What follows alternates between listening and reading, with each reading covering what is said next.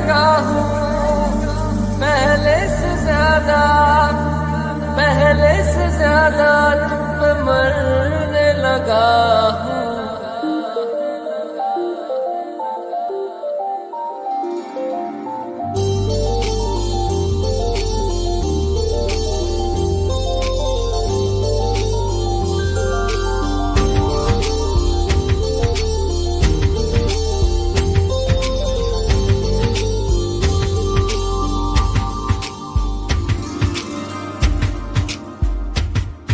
मैं, मेरा दिल और तुम हो यहाँ, फिर क्यों हो पल के झुकाए वहाँ। तुम सा हंसी पहले देखा नहीं, तुम इससे पहले थे जाने कहाँ। जीने लगा हूँ पहले से ज्यादा, पहले से ज्यादा तुम पे मरने लगा।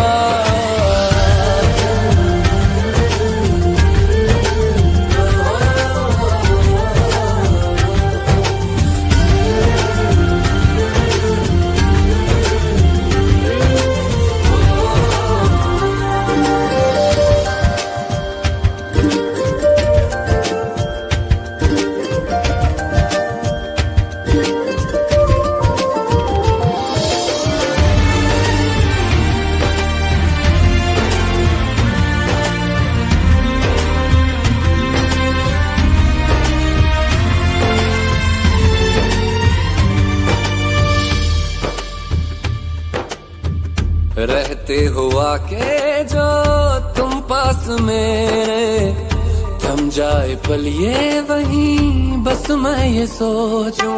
सोचूं मैं थम जाए पल ये पास मेरे जब हो तुम। सोचूं मैं थम जाए पल ये पास मेरे जब हो तुम। चलती है सांसें पहले से ज्यादा, पहले से ज्यादा दिल ठहरने लगा।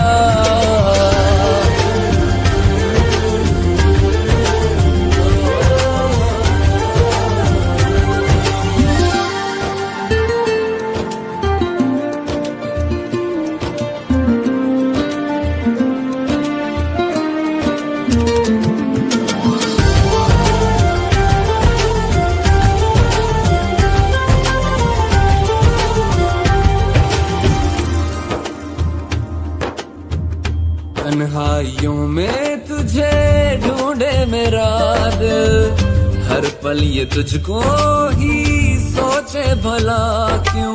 तन्हाई में ढूंढे तुझे दिल, हर पल तुझको सोचे।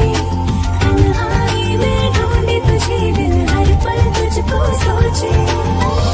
मिलने लगे दिल पहले से ज्यादा, पहले से ज्यादा इश्क होने लगा।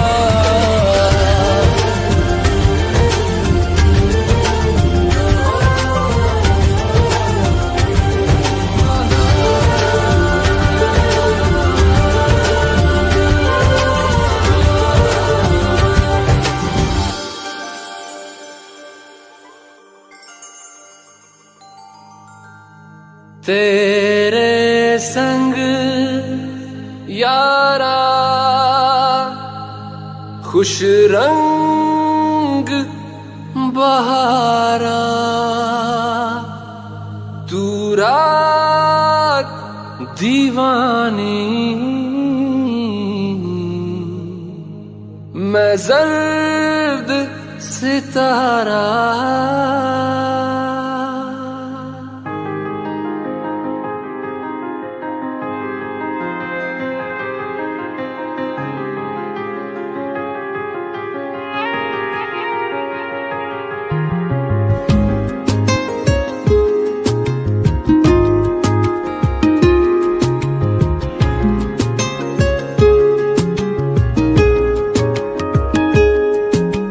करम खुदाया है तुझे मुझसे मिलाया है, तुझ पे मर के ही तो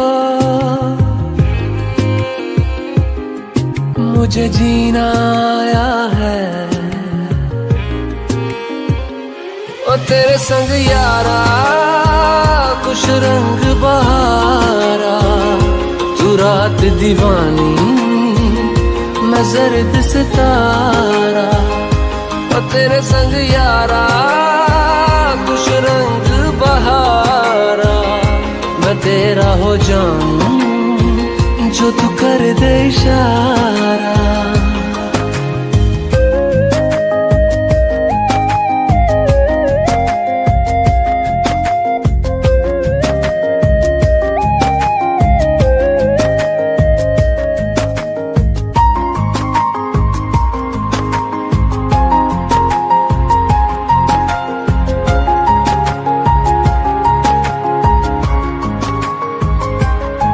कहीं किसी भी गली में जाऊं मैं, तेरी खुशबू से टकराऊं मैं।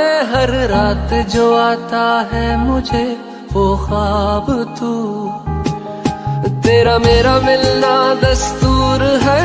तेरे होने से मुझ में नूर है, मैं हूँ सोना सा एक आसमां महताब तू। ओ करम खुदाया है तुझे मैंने जो पाया है, तुझ पे मर के ही तो मुझे जीना आया है। ओ तेरे संग यारा कुछ रंग बहारा, तू रात दीवानी मैं जर्द सितारा। ओ तेरे संग यारा कुछ रंग बहारा, तेरे बिन अब तो न जीना गवारा।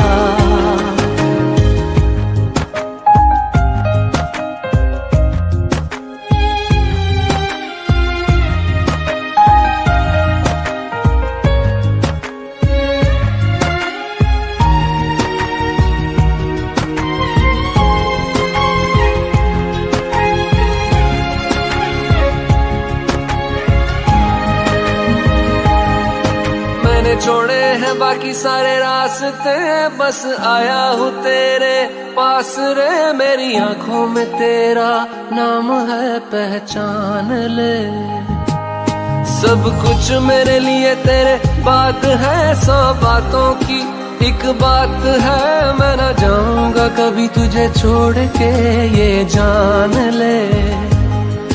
ओ करम खुदाया है तेरा प्यार जो पाया है, तुझ पे मर के ही तो मुझे जीना आया है। ओ तेरे संग यारा खुश रंग बहारा, तू रात दीवानी मैं जर्द सितारा। ओ तेरे संग यारा खुश रंग बहारा, मैं बहता मुसाफिर तू ठहरा किनारा।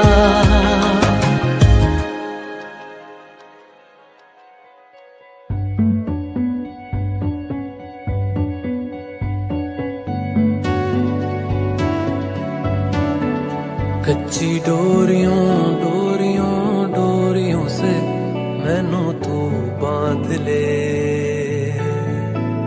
पक्की यारियों यारियों यारियों में होंदे ना फासले। ए नाराजगी कागजी सारी तेरी, मेरे सोहणिया सुन ले मेरी दिल दियां गल्लां। करांगे नाल नाल बैठ के, अख नाले अख नू मिला के दिल दियां गल्लां। करांगे रोज रोज बैठ के सच्चियां मुहब्बतां निभा के।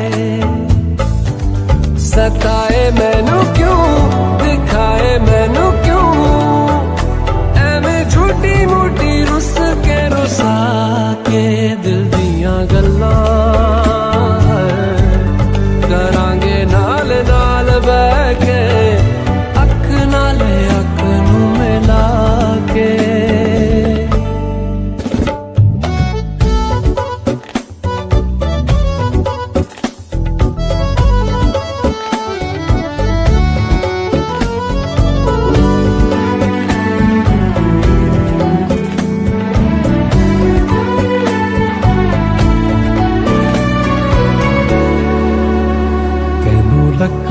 छुपा के रखा अखा ते सजा के तू है मेरी वफा रख अपना बना के मैं तेरे लिया यारा ना पावी कदे दूरियां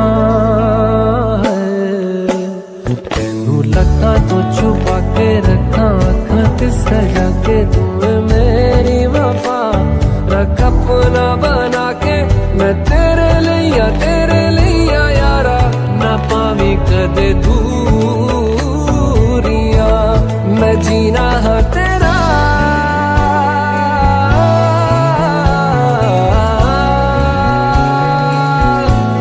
मैं जीना है तेरा तू जीना है मेरा दस लेना की नखरा दिखा के दिल दियां गल्लां करांगे नाल नाल बह के अख नाल अख नू मिला के दिल दियां गल्लां रातां कालियां कालियां कालियां ने मेरे दिल सांवले मेरे हानियां हानियां हानियां जे लगे तू ना गले मेरा आसमां मौसमां भी ना सुने कोई ख्वाब ना पूरा बने दिल दियां गल्लां करांगे नाल नाल बह के अख नाल अख नू मिला के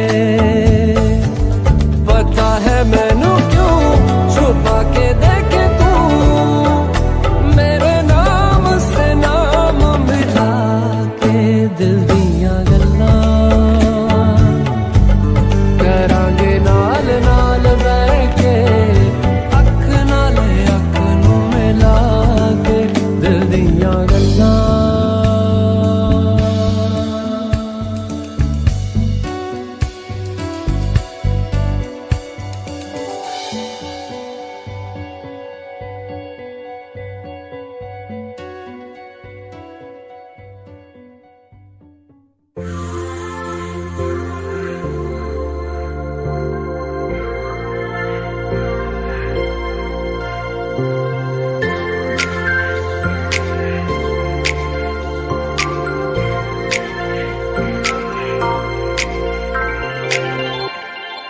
जब कोई बात बिगड़ जाए जब कोई मुश्किल पड़ जाए तुम देना साथ मेरा तू हमनवा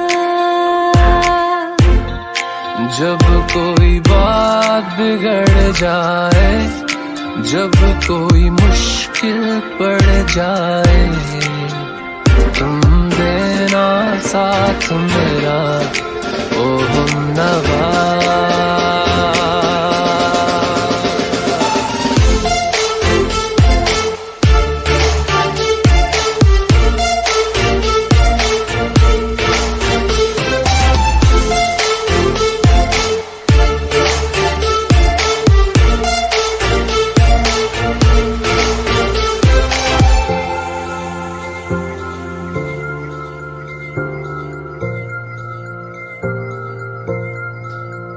हो चांदनी जब तक रात देता है हर कोई साथ तुम मगर अंधेरों में ना छोड़ना मेरा हाथ हो चांदनी जब तक रात देता है हर कोई साथ तुम मगर अंधेरों में ना छोड़ना मेरा हाथ न कोई है न कोई था जिंदगी में तुम्हारे सिवा तुम देना साथ मेरा ओ हमनवा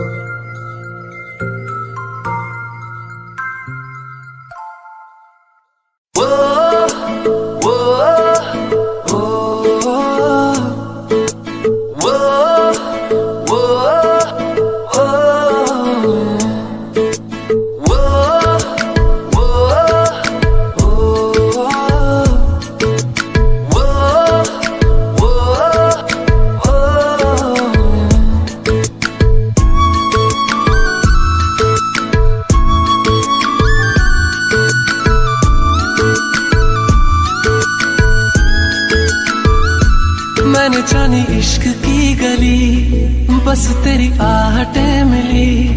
मैंने चाहूं ना तुझे, पर मेरी एक ना चली। इश्क में निगाहों को मिलती है बारिशें, फिर भी क्यों कर रहा दिल तेरी ख्वाहिशें। दिल मेरी ना सुने, दिल की मैं ना सुनूं। दिल मेरी ना सुने, दिल का मैं क्या करूं। दिल मेरी ना सुने, दिल की मैं ना सुनूं। दिल मेरी ना सुने, दिल का मैं क्या करूं।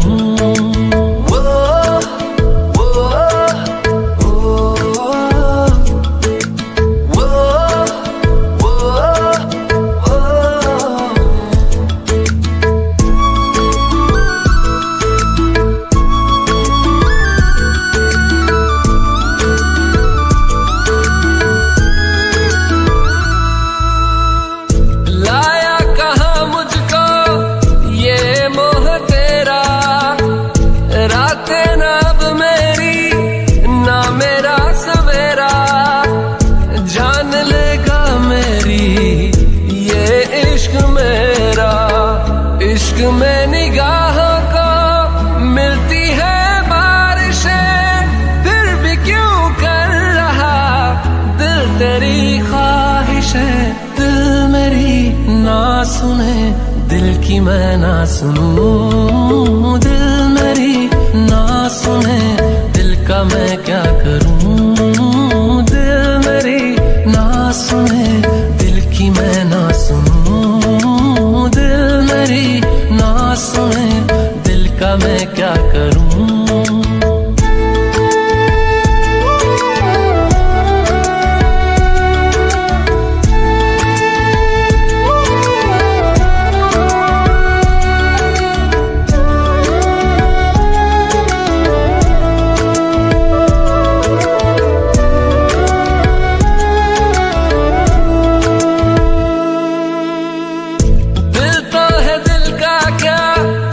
गुस्ताख है ये, डरता नहीं पागल बेबाक है ये। है रकीब खुद का ही इत्तेफाक है ये। इश्क में निगाहों को मिलती है बारिशें, फिर भी क्यों कर रहा दिल तेरी ख्वाहिशें। दिल मेरी ना सुने, दिल की मैं ना सुनूं। दिल मेरी ना सुने, दिल का मैं क्या करूं। दिल मेरी ना सुने, दिल की मैं ना सुनूं। दिल मेरी ना सुने, दिल का मैं क्या करूं।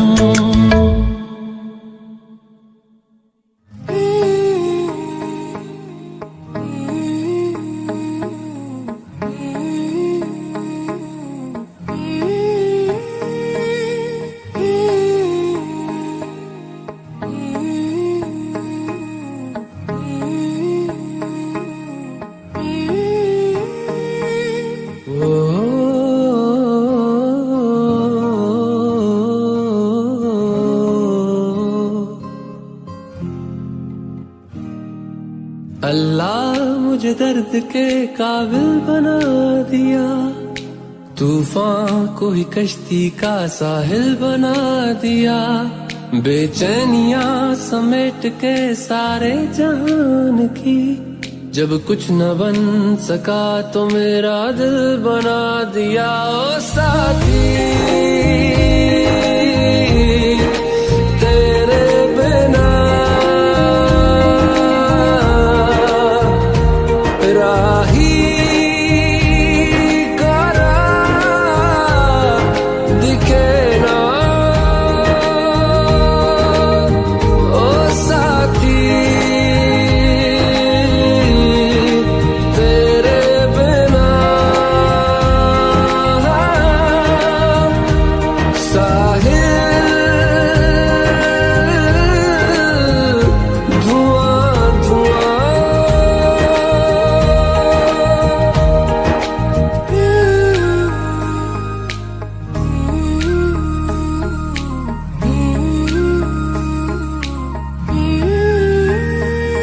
आंखें मूंदे तो जाने किसे ढूंढे, के सोया जाए ना, के सोया जाए ना। किससे ढूंढे ये ख्वाहिशों की बूंदे, के सोया जाए ना, के सोया जाए ना। मानो निंदिया पिरोया जाए ना, मानो निंदिया पिरोया जाए ना।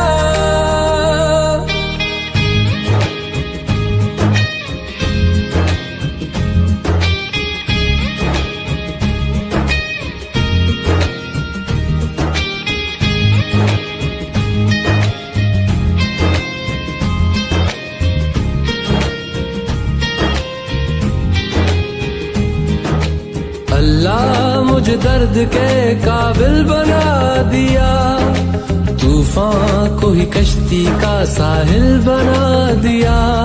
बेचैनियां समेट के सारे जहान की, जब कुछ न बन सका तो मेरा दिल बना दिया। ओ साथी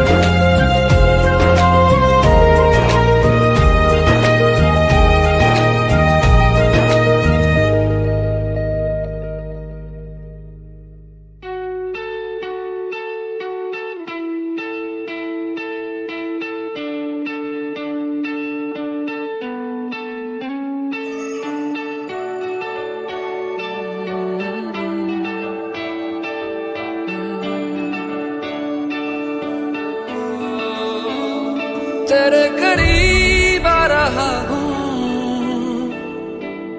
खुद से मैं दूर जा रहा हूँ।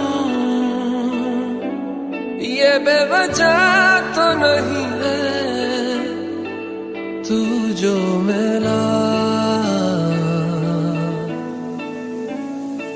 धीरे धीरे से तेरा हुआ, हौले हौले से तेरा हुआ, रफ्ता रफ्ता तेरा हुआ। तेरे बिन मैं हूँ बेनिशान, धीरे धीरे से तेरा हुआ, हौले हौले से तेरा हुआ, रफ्ता रफ्ता तेरा हुआ। तेरे बिन मैं हूँ बेनिशान।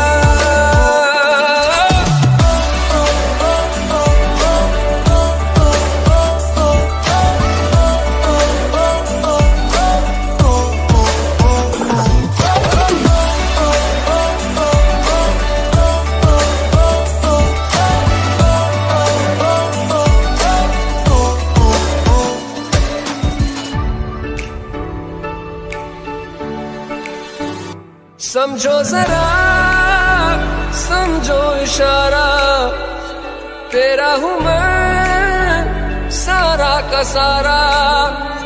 जैसे मुझे तुमसे हुआ है ये प्यार ना होगा दोबारा। दिल में तेरी जो जगह है उसकी कोई तो वजह है, ये बेवजह तो नहीं है तू जो मिला। धीरे धीरे से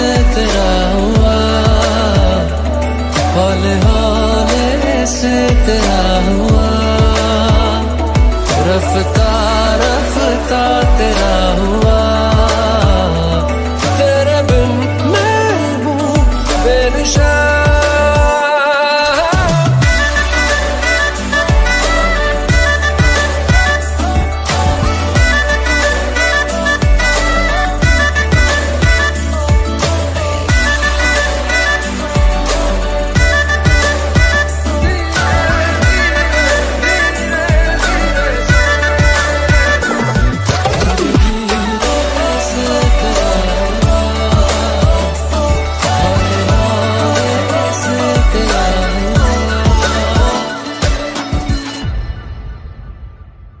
ख्वाब है तू, नींद हूँ मैं, दोनों मिले रात बने, रोज यही मांगू दुआ, तेरी मेरी बात बने, बात बने।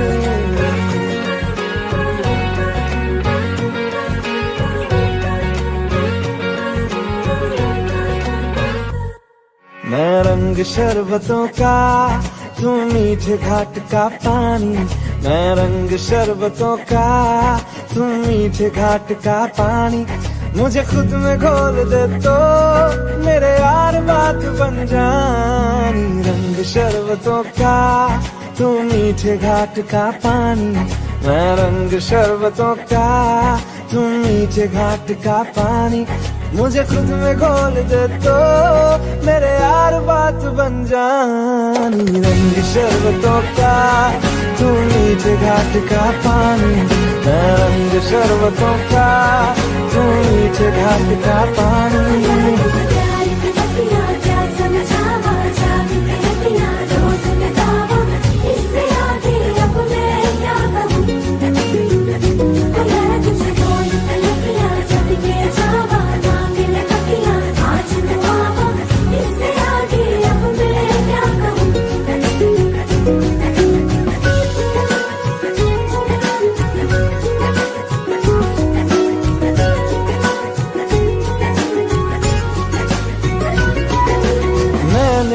तो धीरे से नींदों के धागे से बांधा है ख्वाबों को तेरे,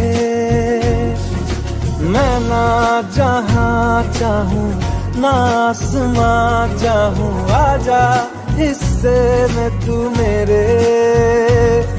तू ढंग चाहतों का, मैं जैसे कोई नादानी, तू ढंग चाहतों का, मैं जैसे कोई नादानी, मुझे खुद से जोड़ ले तो मेरे यार बात बन जानी। रंग शरबतों का, तू मीठे घाट का पानी, मैं रंग शरबतों का, तू मीठे घाट का पानी, मुझे खुद में घोल दे तो मेरे यार बात बन जानी।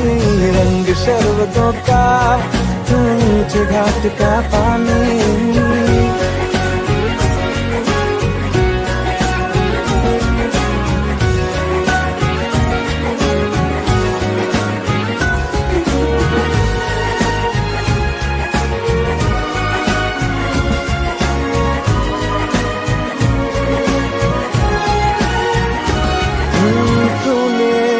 देखा है तूने जो जाना है, हूँ भी नहीं भी हूँ मैं वो,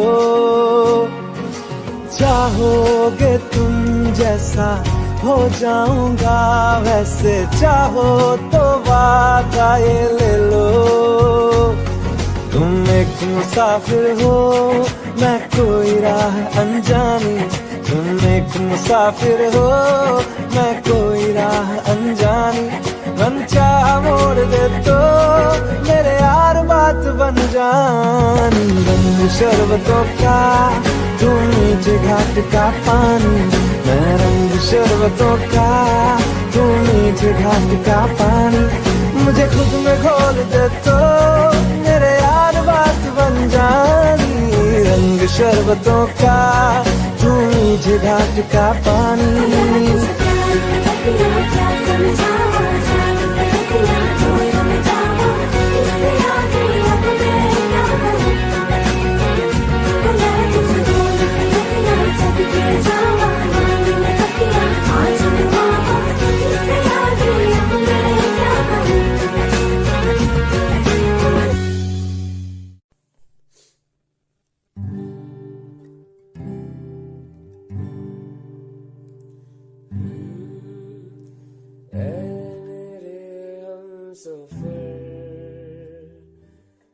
तुझे क्या पता है मेरा किधर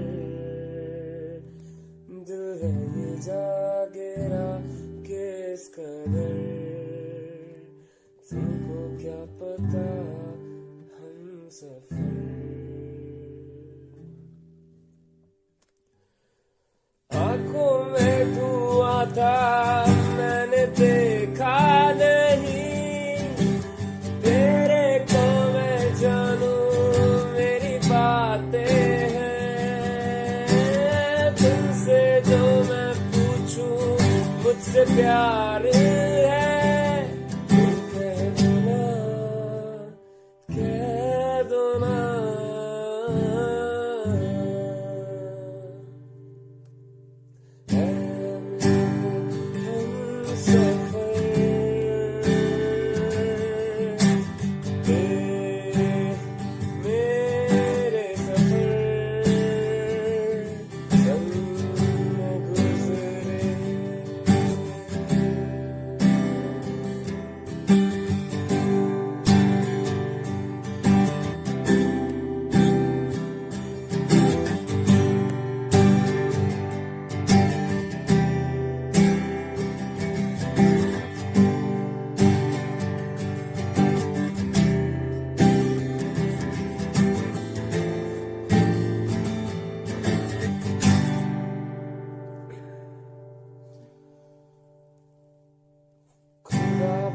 जाने मैं तेरे पास कैसे आऊं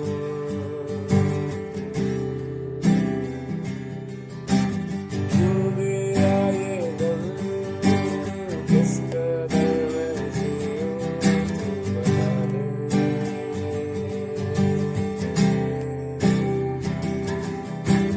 जाते जाते दिल तो मेरा दे जाती आते आते मेरे मन को यूं भाती तेरे बिन जो गुजरी मेरी रातें हैं रातों में जो मेरी बातें हैं कैसे बयां करूं मैं बयां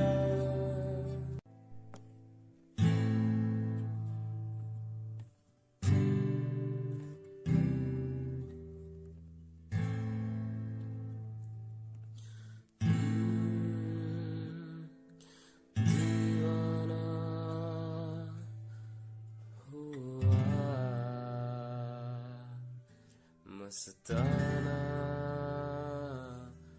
हुआ तेरे प्यार ने बेगाना कर दिया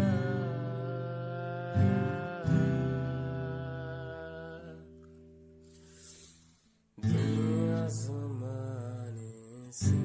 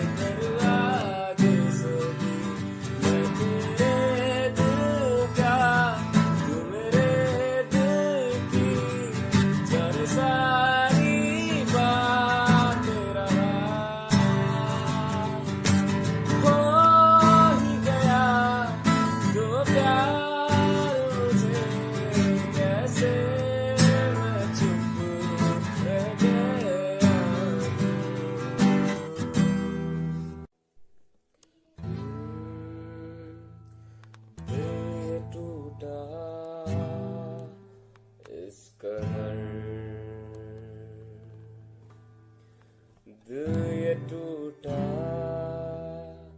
इस कदर, आवाज न तूने सुन सका मेरे यार,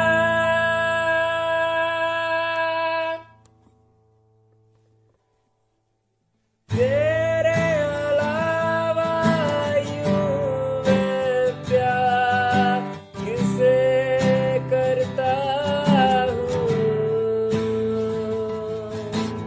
जानने की कोशिश नहीं की, तेरे बिन मैं मरता हूँ,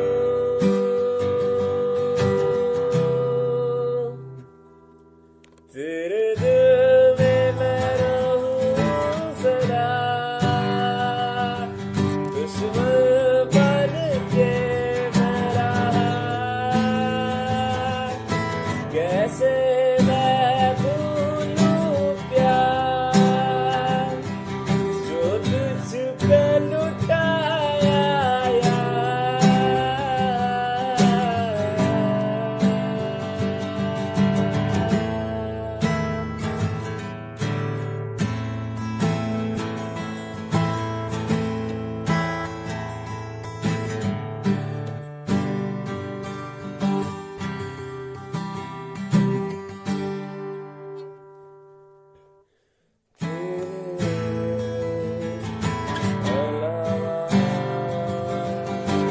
कोई नहीं मेरा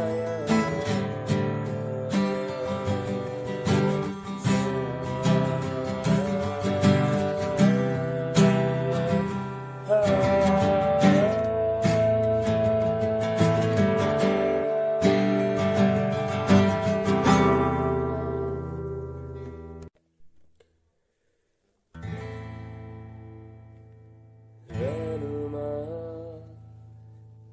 ओ रहनुमा, दे दे प्यार, ओ मेरे रहनुमा,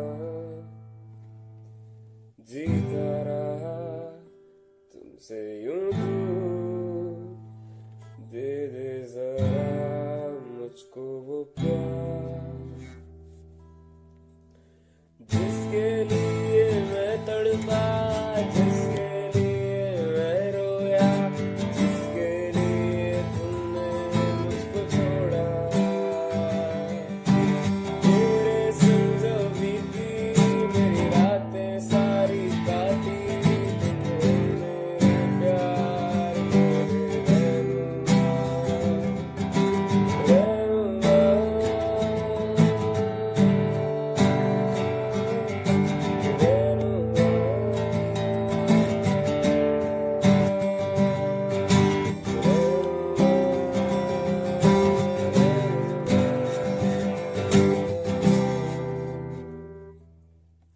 उसका ही बना दे मुझे मेरे खुदा, मेरा प्यार से उसको भी प्यार मेरे लिए जाने, उसको मेरे लिए प्यार जागे सोते, जागे सोते रहता मैं यहाँ मरता रहता, तू ना मुझको पूछता।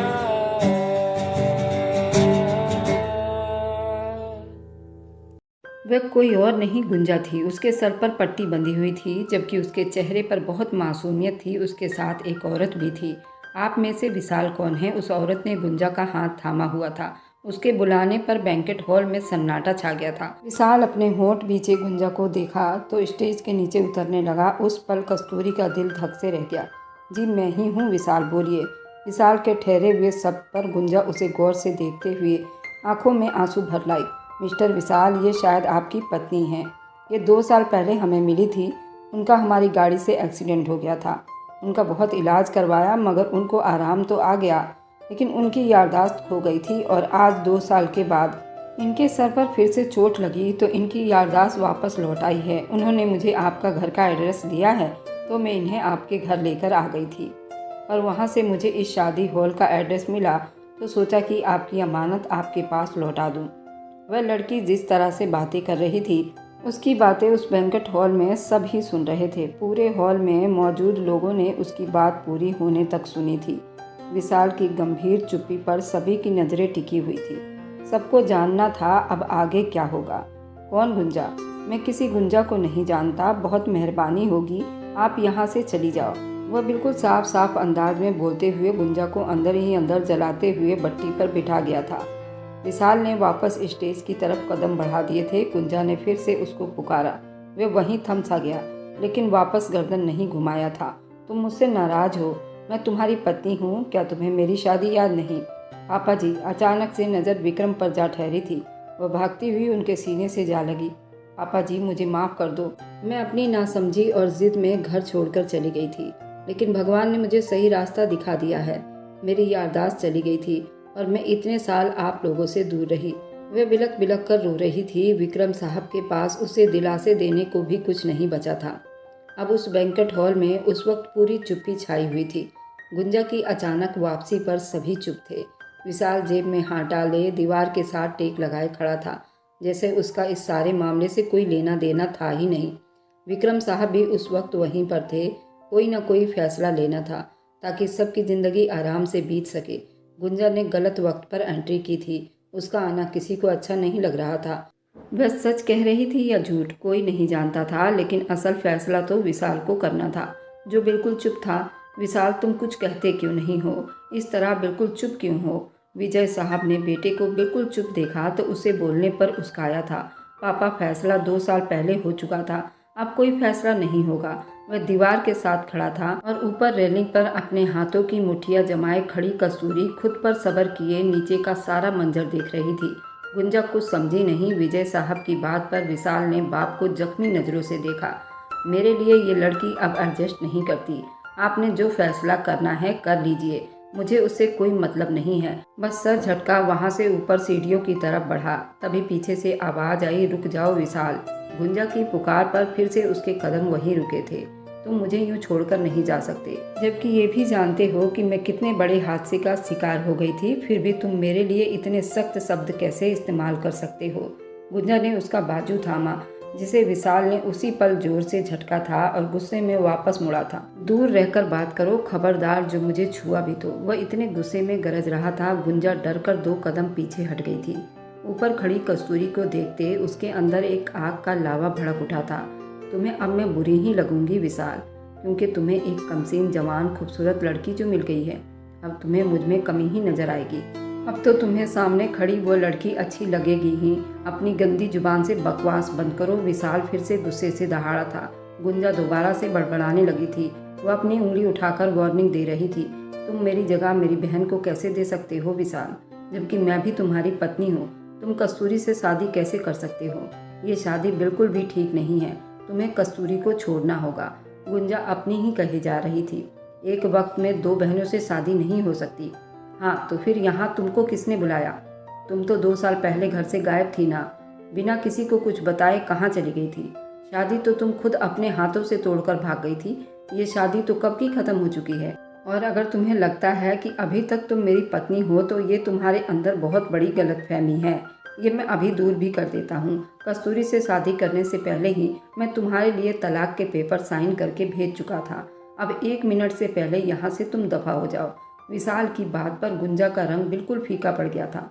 बस उसे यकीन नहीं आया कि विशाल ऐसे उसे डिवोर्स देगा। तुम ऐसा नहीं कर सकते हो। मेरी बहन को तुम मेरी जगह नहीं दे सकते। वो बुरी तरह चिल्लाते हुए विशाल के गिरेबान तक पहुंची।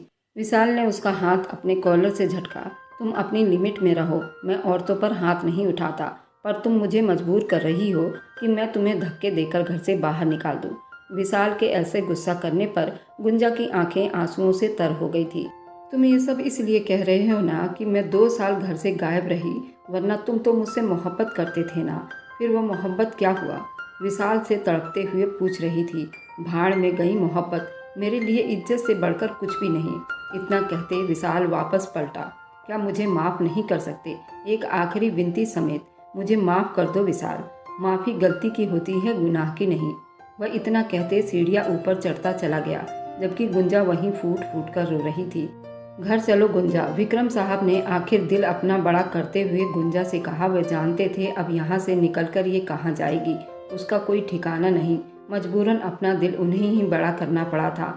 नहीं, मैं विशाल को छोड़कर कहीं नहीं जाऊंगी। मैं जानती हूँ वो आज भी मुझसे प्यार करता है, बस गुस्सा है। जब गुस्सा उतर जाएगा तो खुद ब खुद ठीक हो जाएगा और वो मुझे अपना भी लेगा। आपको पता है ना पापा, इंसान गुस्सा इसलिए करता है जिस पर वो अपना हक समझता है। विशाल ने गुस्सा करके अपना हक जताया तो मेरा फर्ज है कि मैं यहीं रहूं। गुंजा की अजीब बात पर उन्होंने उसे हैरानी से देखा। लगता है चोट ने दिमाग पर अभी भी असर छोड़ रखा है। विक्रम साहब बड़बड़ा रहे थे, जब डिवोर्स के पेपर साइन हो गए हैं तो तुम किस हक और किस हैसियत से यहाँ रहोगी? विक्रम साहब ने विजय साहब की तरफ सवालिया नज़रों से देखा तो उन्होंने आंखों ही आंखों में तसल्ली दी कि सब ठीक हो जाएगा। कस्तूरी बड़ी आश्चर्य से उसे देखते विशाल के कमरे की तरफ बढ़ गई। गुंजा के दिल के अंदर फिर से आग उबलने लगी थी। गुंजा अंदर आई तो विशाल गैलरी में खड़ा सिगरेट पर सिगरेट फूंक रहा था। कस्तूरी को न जाने क्यों यह सब बुरा लग रहा था। विशाल क्यों सिगरेट पी रहा था? क्या गुंजा दीदी से वह अभी भी मोहब्बत करते हैं? तभी तो उनकी याद में सिगरेट पी रहे हैं। कस्तूरी के दिमाग में ताने बाने शुरू हो गए। पलटकर एक नज़र गैलरी में खड़े विशाल पर डाली, जो बहुत चुप से तारों भरा आसमान को देख रहा था। कस्तूरी ने खुद पर काफ़ी देर काबू रखा था, फिर उड़ती हुई गैलरी की तरफ आते एक पल में विशाल के हाथ से सिगरेट लेकर दूर फेंका। विशाल ने चौंक कर उस कमसीन हसीना को देखा जो कितने हक से उससे सिगरेट छीन चुकी थी। आपको अगर टेंशन है तो टेंशन का हल सोचिए, ना कि सिगरेट पर सिगरेट पीकर रात बिताओ। वह गुस्से में आग बबूला होते हुए अपनी बात कहती पलटी थी। विशाल ने उसके कमर में हाथ डाले उसे अपने करीब किया था। क्या चाहती हो तुम? क्यों करीब आई हो? बार बार मेरे जज्बात भड़काने, आग लगाने आ जाती हो। दूर रहो मुझसे, मेरी कमसिन पत्नी कस्तूरी।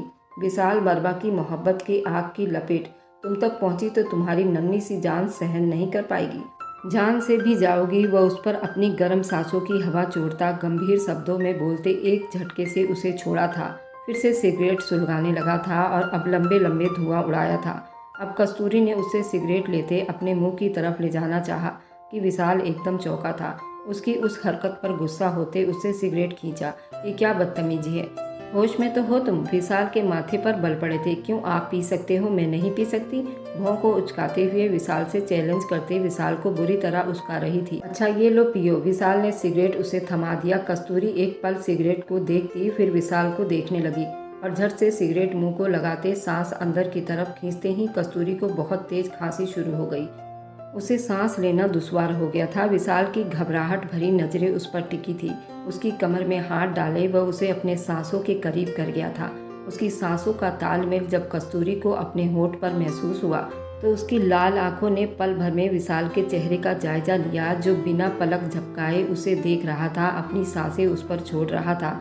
कस्तूरी अपने होठों पर उसके होठों का वजन महसूस करते कांप सी गई थी। कौन सी खांसी, कहाँ की खांसी, वह सब भूल गई थी। याद था तो उसका गरम गरम सांस जो कस्तूरी के नॉर्मल होती ही एकदम से उस पर अपने प्यार का निशान छोड़ने लगा था।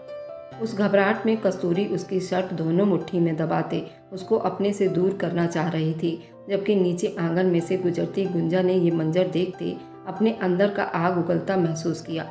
दोनों इतनी जल्दी एक रात में कैसे एक दूसरे के करीब आ गए थे? गुंजा के तो पैरों तले से जमीन निकल गई थी। कितनी चाहत से उसे किस कर रहा था। विशाल उस वक्त कहीं ध्यान नहीं दिया। वे उस वक्त रूम में नहीं बल्कि बाहर गैलरी में खड़े हैं। किसी की भी नज़र उन लोगों पर पड़ सकती है, पर वह तो अपनी मनचाही पत्नी को अपने सीने से लगाए उसे किस करते जा रहा था। कस्तूरी ने एक गहरी सांस भरते उसके सीने पर सर टिका दिया। विशाल के चेहरे को धीमी मुस्कान ने छुआ था। उस तपते आग को ठंडा करना अब कस्तूरी के हाथ में ही था। उसके गर्दन पर अपनी हाथों का हार बनाते हुए आंखें मूंद गया था। गुंजा गुस्से से आग बबूला हो उठी। अब कुछ बड़ा प्लान करना पड़ेगा। उन दोनों को अलग करना चाहती थी, लेकिन ये नहीं जानती थी ऊपर वाला जब हर मोड़ पर साथ हो तो कोई भी कुछ नहीं बिगाड़ सकता था। कस्तूरी ने अपना ड्रेस चेंज करते बिस्तर की तरफ कदम बढ़ा दिए थे। उसे अब विशाल से डर लगने लगा था। जिस तरह वह उसके होठों से चिपका हुआ था, उसे डर था कहीं वो पूरा का पूरा चिपक ना जाए।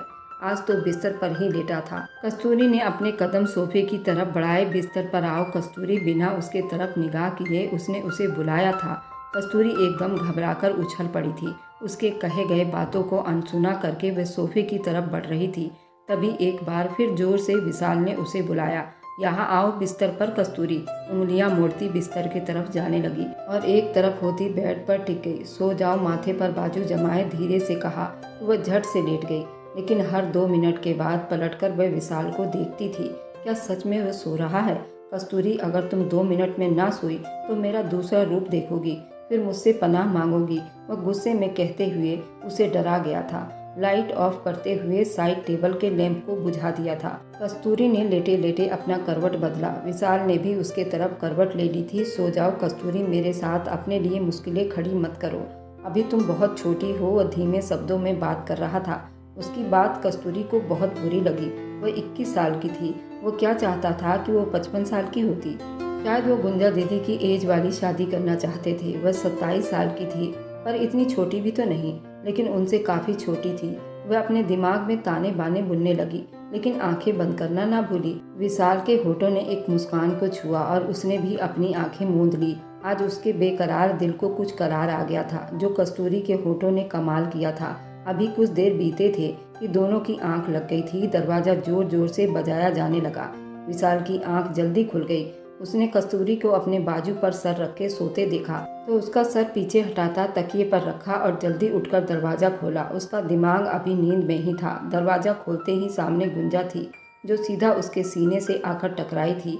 विशाल, मुझे डर लग रहा है, वहाँ घर में कोई है, वह आंखें मूंदे आंसू लिए बोली थी। जबकि विशाल ने उसको इस तरह नाइटी में देखा तो विशाल अपने होठों को पीछे किया, उसे खुद से एक झटके से दूर किया था, जैसे कोई अछूत हो। गुंजा बड़ी मुश्किल से खुद को संभालती हैरानी से उसे देखने लगी। क्या तुम्हें विशाल बेवकूफ़ नजर आता है, जो तुम्हारे चालबाजी और चालाकी भरे हथकंडों में आएगा? अपनी औकात में रहो, बल्कि अपने घर चली जाओ, ये ज़्यादा अच्छा रहेगा। तुम्हारा चेहरा इस घर में बर्दाश्त करना बड़ा मुश्किल काम है। विशाल उसे गुस्से से देखते हुए बोल रहा था। इतने में कस्तूरी की आंख खुल गई। दरवाजे पर अपने पति विशाल को देखते वह उस तक आई थी। तुम सिर्फ मेरे हो विशाल, मैं तुम्हें नहीं खोना चाहती। गुंजा अपने काबू को खोती हुई विशाल के होठों को जोर से चूम लिया था। उसका दिल बड़ी जोर से चाह रहा था वह भी उसी तरह उसको किस करे जैसे उसने कस्तूरी को की थी। उसके इस हरकत पर विशाल का पारा हाई हुआ था। तभी उसने झटके से उसे पीछे किया था। अभी वह कुछ कहता कि कस्तूरी को अपने पास खड़ा देखकर वह चौंक गया था, जिसकी आंखों में दर्द और आंसू थे। विशाल को उसकी भरी हुई आंखें आंसुओं से दिखाई दे रही थी। उसे बिल्कुल भी अच्छा नहीं लगा। वह गुंजा को बुरी तरह से डांटते हुए कस्तूरी की तरफ पलटा था। कस्तूरी, अंदर चलो। उसका इस तरह गुस्सा देखा उससे बोलने लगा, जबकि वह इतनी देर में गुंजा के गाल पर एक थप्पड़ रख चुकी थी। गुंजा ने गाल पर हाथ रखे हैरानी से अपनी छोटी बहन को देखा। शर्म नहीं आती दीदी, क्यों आई हो यहाँ? कस्तूरी गुस्से से चिल्लाई थी। ये मेरी जगह है कस्तूरी, तुम आई हो बीच में, शर्म तुम्हें आनी चाहिए। अपनी बहन के पति पर डांका डालते हुए गुंजा भी आग उगलती हुई कस्तूरी से बात कर रही थी। कस्तूरी ने गुस्से से मुस्कुराकर कहा, तुम्हें पता होना चाहिए कि विशाल आपको कब का डिवोर्स दे चुके हैं। ठीक होगा, आप यहाँ से अब इज्जत के साथ चली जाओ। कस्तूरी का गुस्सा अब 7वें आसमान पर था, जिसे देखकर विशाल भी घबरा उठा था। मैं कहीं नहीं जाऊंगी कस्तूरी, जाना तुम्हें पड़ेगा। विशाल कल भी मेरा था, आज भी मेरा है और हमेशा मेरा ही रहेगा, समझी तुम? गुंजा गुस्से से चिल्लाई थी। कस्तूरी ने उसे जवाब देने के बजाय पलटकर विशाल को देखा, जो उसे ही देखे जा रहा था। कस्तूरी ने आगे बढ़कर उसके होठों को अपने होठों के पकड़ में ले लिया और उन पर अपना गुस्सा दिखाने लगी। उसकी इतनी हिम्मत पर गुंजा ने बिल्कुल चुप होते उसे देखा, जबकि विशाल को तो अपना दिल पसलियों से तोड़कर बाहर आता हुआ महसूस हुआ था। वह इस तरह गुस्से से उसके होठों को चूम रही थी, अपने दांतों से 2 बार काट भी चुकी थी। विशाल ने एक बार भी उसे अपने से दूर नहीं किया था और ये बात गुंजा को सुलगा गई थी। विशाल ने आंखें मींची, उसकी वह सारी भड़ास सहता रहा। एक बार भी पलटकर उस कार्रवाई में साथ नहीं दिया था। जानता था उसका प्यार वह सहन नहीं कर पाएगी और पीछे हट जाएगी। यही तो विशाल अब नहीं चाहता था। उसके जज्बात अब उसके काबू में नहीं थे। कस्तूरी की ऐसी हरकत ने विशाल के जज्बात पर जलती में तेल का काम किया। अगर उसने उसका साथ नहीं दिया तो उसको रोका भी नहीं था। गुंजा वहीं खड़ी रह गई, जबकि कस्तूरी विशाल के होठों के साथ चिपकी दरवाजे को उसके मुंह पर जोर से बंद करती जा चुकी थी। गुंजा जले पैर की बिल्ली की तरह वहां से अपने कमरे की तरफ बढ़ गई थी। अंदर आते ही कस्तूरी ने अपनी पकड़ से विशाल को आज़ाद करना चाहा था, लेकिन अब विशाल का इरादा बदल चुका था। उसने हाथ उसके कमर में डालते ही उसे अपने सीने में दबोच लिया था। क्या हरकत थी ये? अपने जख्मी होठों की तरफ इशारा करते हुए पूछा था, जिन पर वह बुरी तरह से निशान छोड़ चुकी थी। छोड़िए मुझे, आपको शर्म नहीं आती? उसने अपने से दूर करते हुए विशाल को अपने पास से हटाना चाहा और विशाल से नाराज होती हुई कहने लगी, जब तुम्हें गुंजा ने छुआ था तो तुम चुपचाप क्यों खड़े थे? तुम्हें अपनी पत्नी की बहुत चाहत हो रही है ना? मैं हूँ यहाँ, अपनी प्यास बुझा लीजिए मुझसे। लेकिन किसी दूसरी औरत की तरफ आंख उठाकर भी देखा तो जान से मार दूंगी आपको। कस्तूरी गुस्से से उसके सीने से फिर से जा लगी और उसके कॉलर को पकड़कर उसके होठों तक पहुंच गई। विशाल बिना पलक झपकाए उसके शब्द पर गौर करने लगा था। वह उसे खुल्लम खुल्ला ऑफर दे रही थी। विशाल को उसके चैलेंज से लगा था वह कमज़ोर इंसान है, जो किसी के साथ भी। विशाल ने बड़ी मुश्किल से अपने अंदर उठते आग को कंट्रोल किया था और बहुत ही आराम से अपना कॉलर कस्तूरी के हाथ से छुड़वाया, जो उसने अगले ही पल फिर से थाम लिया। दोनों की नज़रें एक दूसरे को देख रही थी। एक की आंखों में आंसू दुख था, जबकि दूसरे की आंखों में वह रंग। आप मुझे पीछे नहीं हटा सकते विशाल, मेरा हक है आप पर। वह एक एक शब्द पर जोर देती बोली, ये हक जताना तुम्हें महंगा भी पड़ सकता है कस्तूरी। गंभीर शब्दों में कहता वह कस्तूरी का दिल धड़का गया था। कस्तूरी की पकड़ खुद बखुद ढीली पड़ गई। विशाल ने उसके हाथों को अपनी पकड़ में लेते अपने होठों के पास किया, जबकि वह अपने हाथों को उसके नाजुक कमर पर रखता हुआ उसे थोड़ा सा ऊपर की तरफ करता अपने चेहरे के पास ले आया। कस्तूरी का तो सारा खून चेहरे पर उतर आया था। मेरी तड़प पूरी करने की ताकत है तुम्हारे अंदर, वह उसके नाक के साथ नाक रगड़कर कहता आंखों में खुमारी लिए पूछा था। उसकी बोलती बंद करवा गया था। वे तो जज्बात में आकर बहक गई थी, लेकिन विशाल तो सच में जज्बात में आ गया था। उसका अंदाज देखते ही कस्तूरी को खतरे की घंटी बजती हुई दिखाई दी। उसने पीछे होना चाहा, लेकिन विशाल की पकड़ से वह खुद को छुड़वा नहीं पाई। विशाल ने उसे कमर से खींचकर अपने सीने पर गिरा चुका था। उसकी धड़कनों का शोर वह अपने सीने में धड़कता महसूस कर रहा था। बहुत शोर मचा रही थी ना? अब सहो मेरे जज्बात को, मेरे हर उस प्यार को, क्योंकि इसको भड़काने में तुमने कोई कसर नहीं छोड़ी है। तुमने मेरे होठों का क्या हाल बना दिया। अब देखो मैं तुम्हारे जिस्म को कैसे निखारता हूँ। वह एकदम उसे अपनी बाहों में भरते बिस्तर पर लाया। उसका बदलता रूप कस्तूरी की रीढ़ की हड्डियों में सनसनी दौड़ गया था। वह चाह कर भी विशाल को पीछे नहीं हटा सकी, क्योंकि उसी ने उसको मोहब्बत करने पर उस्काया था। विशाल ने कस्तूरी की इच्छा पूरी रात उस पर प्यार की बौछार कर अपना हक वसूल किया था। अपने होठों से उसके सिसकियों का गला घोटते उसमें गुम हो गया था। उसे खुद में गुम कर चुका था। नीचे की तरफ कुछ शोर की आवाज़ें आ रही थी। आखिर समस्या क्या है? क्यों फ़ोन कर रही हो मुझे बार बार? एक बच्ची नहीं संभाली जा रही तुम लोगों से? गुंजा गुस्से से गरजती बोले जा रही थी। दरवाजे के पास से जाते हुए विजय साहब ने उसकी बात सुन ली थी। वह सुबह पूजा आराधना के लिए उठे थे। अब लौटे तो गुंजा की बात सुनते बुरी तरह से चौंक पड़े थे।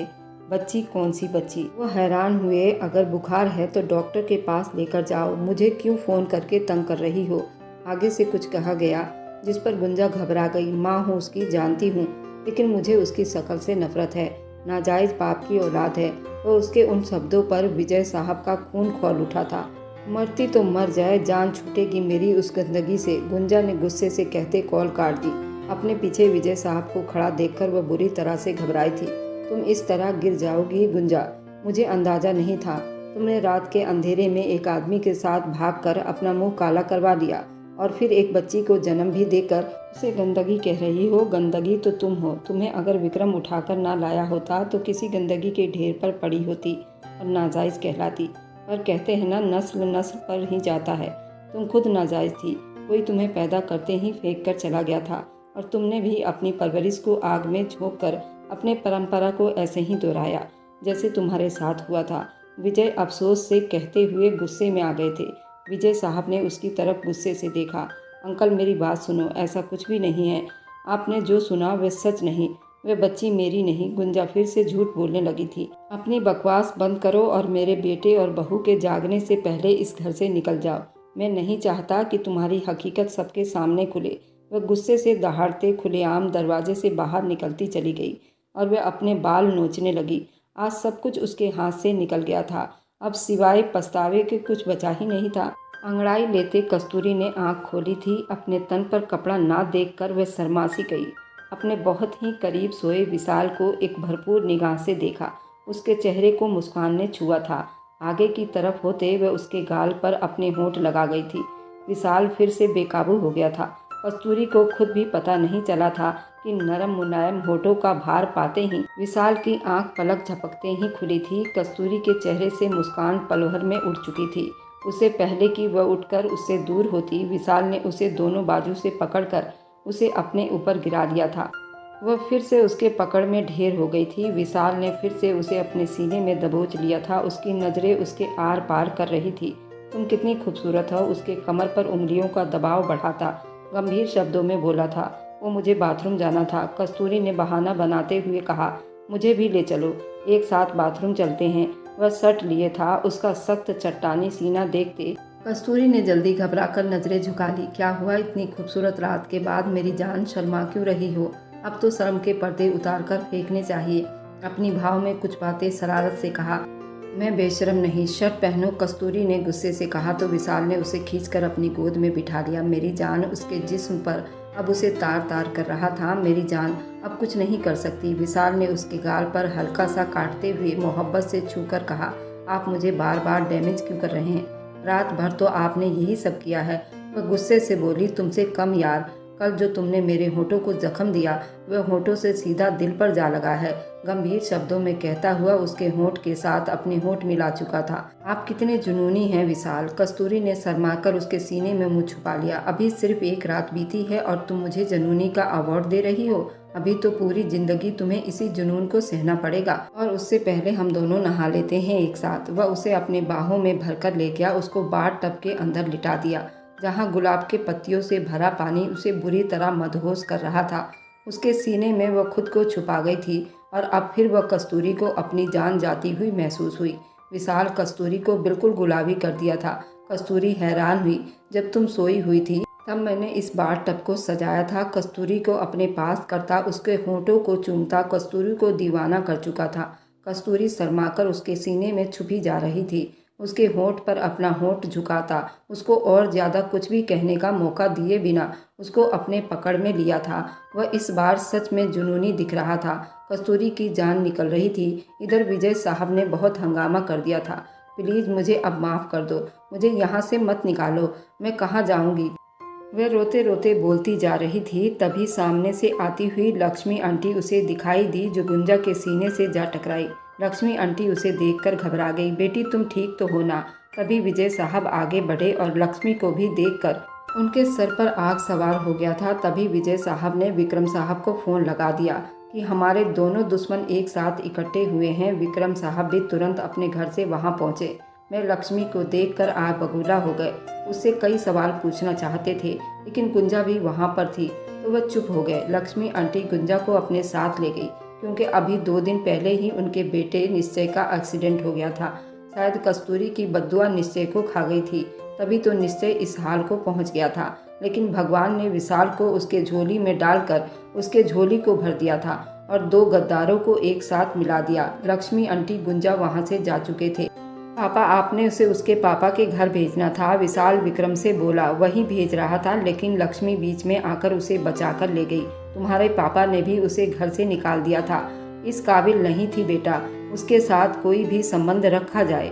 मैं नहीं चाहता तुम दोनों के हंसती बसती दुनिया को उसकी गंदी नज़र लगे। वह मुंह फेर कर बोले। पापा आपको अपने भगवान पर भरोसा करना चाहिए। विशाल तुम उसकी तरफदारी ना करो तो अच्छा है।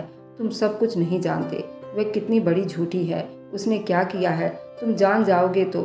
सब जानता हूँ पापा, अब से नहीं 1 साल पहले से विशाल ने उन पर बम फोड़ा था। पास खड़ी कस्तूरी ने भी हैरानी से उसे देखा था। वह अस्पताल में थी, अपनी बच्ची को जन्म देते हुए किस तरह तकलीफ काट रही थी मैंने देखा था, लेकिन वह फिर भी नहीं बदली। वह कहाँ रहती थी सब जानता था। उसे अगर अपनाना होता तो मैं कब का अपना चुका होता पापा, लेकिन वह इस काबिल नहीं थी कि उसे अपनाया जाए। मैंने उसी दिन उसे डिवोर्स दे दिया था लेकिन साइन न कर सका। कस्तूरी के शादी के बाद मैंने साइन भी कर दिए थे। एक नज़र कस्तूरी पर डाली जो हैरानी से उसे सुन रही थी। मैंने कस्तूरी को पूरे दिल से अपनाया है पापा, और आपका बेटा बहुत मजबूत है। कोई भी गुंजा जैसी लड़की आपके बेटे को तोड़ नहीं सकती, विशाल पूरे विश्वास के साथ कह रहा था। पर विजय साहब ने मुस्कुराते हुए बेटे को सीने से लगा लिए। उन्हें अपने बेटे के किरदार पर मजबूत होने पर फक्र था। कस्तूरी की आंखों में आंसू बहने लगे। विजय साहब ने उसे भी अपने सीने से लगा लिया। बस बेटा, रोना नहीं, जो बीत गया सो भूल जाओ, अपनी ज़िंदगी में खूबसूरती से आगे बढ़ो। विजय के नंबर पर कॉल आने लगी तो वो कॉल रिसीव करने के लिए बाहर निकल गए। मेरी प्यारी पत्नी, यहाँ आओ। विशाल ने उसे सोफे के ऊपर बुलाया, कस्तूरी को अपने पास बुलाया। वह गुस्से से उसे देखते हुए उसके पास जाकर खड़ी हुई, जिसने 1 साल तक उससे ये सब छुपाए रखा था। विशाल ने उसे खींचकर अपने होठों पर लगा लिया। मेरी जान, नाराज हो? उसे अपनी तरफ मोड़ते उसके गाल पर हाथ फेरता हुआ गंभीर शब्दों में बोला, आपको मुझे बताना चाहिए था ना, उसमें कुछ खास बात नहीं जो बताया जाए। वैसे भी जिन लोगों की मेरी ज़िंदगी में कोई हैसियत नहीं होती, मैं उनके बारे में सोचता भी नहीं। उसके गालों पर अपने होठों से किस करता हुआ उसे चुप करवाने पर मजबूर कर दिया था। विशाल, ये तुम्हारा रूम नहीं है। वह उसके बेकाबू तबीयत से एक ही रात में अच्छी तरह से घबरा गई थी। अच्छा मेरी जान, रूम में जाना है? चलो फिर। विशाल ने जल्दी उसे गोद में भरा तो कस्तूरी ने घबराकर उसे देखा। वह किस तरह रोमांटिक हो गया। कस्तूरी को क्या पता था, खड़े होने की वजह दी। वो पूरा उसके ऊपर लेटता चला गया। विशाल उसे कमरे में ले जाकर दरवाज़ा लॉक कर चुका था। वह जानता था कस्तूरी को कैसे अपने काबू में करना है। उधर लक्ष्मी ने गुंजा को अपने घर में जगह दी। लक्ष्मी तो विजय और विक्रम से अपने बेटे की करतूतों के लिए माफ़ी मांगने आई थी, लेकिन गुंजा को ऐसी हालत में देखा तो उसे अपने साथ ले आई। उसको अपने घर में जगह दी और उसकी बच्ची को भी उसने अपने साथ रख लिया। अब वो लक्ष्मी के साथ रह रही थी और निश्चय के साथ लक्ष्मी उसकी शादी करने वाली थी, क्योंकि जिस दिन निश्चय उस लड़की के साथ भागा था उसका रास्ते में एक्सीडेंट हो गया था और वह लड़की मौके पर ही दम तोड़ गई थी और निश्चय अस्पताल में एडमिट हो गया था। अब निश्चय भी अपाहिज हो गया था। उसके देख रेख के लिए कोई चाहिए थी, इसलिए गुंजा को लक्ष्मी अपने घर ले गई। गुंजा को भी एक सहारे की ज़रूरत थी। लक्ष्मी ने गुंजा की बच्ची को भी अपना लिया था। गुंजा अब पहले से ठीक हो गई थी। जब ये बात विक्रम और विजय साहब को पता चली तो उन्होंने लक्ष्मी और गुंजा दोनों को ही माफ़ कर दिया था और वे दोनों की शादी करवाना चाह रहे थे। और मेरी वीडियो आप लोग जहाँ कहीं से भी देखते हैं, कमेंट में अपने शहर और राज्य का नाम ज़रूर बताइए। मुझे आप लोगों के कमेंट पढ़ने में बहुत आनंद आता है और उन सभी का मैं बहुत बहुत धन्यवाद करना चाहती हूँ जो लोग मेरी वीडियो को देखते हैं, लाइक करते हैं और शेयर करते हैं। अगर आपको आज की कहानी पसंद आई है तो वीडियो को ज़रूर लाइक कीजिएगा और अपने दोस्तों के साथ शेयर भी कीजिएगा। और हाँ, अगर आपने अभी तक मेरे चैनल को सब्सक्राइब नहीं किया है तो ज़रूर सब्सक्राइब कर लीजिए। मिलते हैं हम अपनी कल की एक और नई दिलचस्प कहानी के साथ। मुझ पर सदा अपना प्यार और स्नेह बनाए रखें। सभी को मेरा प्यार भरा नमस्कार दोस्तों। खुश रहें, स्वस्थ रहें, मस्त रहें।